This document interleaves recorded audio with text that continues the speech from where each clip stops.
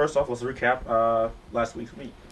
Last week, that meet went really well for us. Some of the things we were trying to get accomplished, we did. I think the highlight would probably have been Stephanie Morgan in the 800. She's ranked number 4 in the country right now with her mark of 209. And Tamika Robinson is ranked number 2 or 3 in the country right now in the 60 hurdles. I think those were our 2 biggest highlights of the meet. And we had some other really good marks too in this. All the 60-meter runners ran personal best. We had some 400 runners open up and some really good 200-meter times too. So, what's the health of the team right now? Pretty good.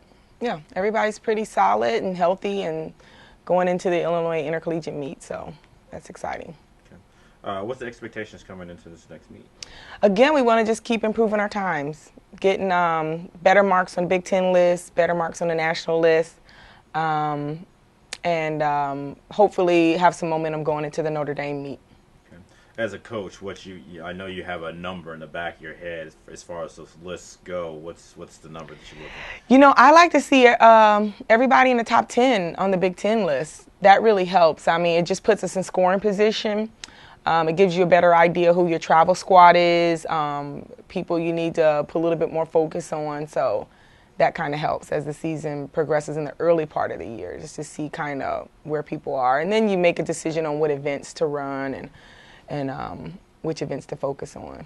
How close are you on the travel squad? Or are you just waiting for this next maybe 1 or 2 people are kind of on the fence, but that's about it. I think we're pretty much solid of who's going to be traveling this season. Okay. Last question. Coming out of this meet, what would make you happy coming out of this meet for Illinois? Again, some personal best. I know it's early in the season, but it's still really good to get going early and get some good marks out, because for the athletes, it just makes them feel more confident. We're going to have a different variety of teams that we're going to be competing against from a lot of different conferences going into the next 2 meets.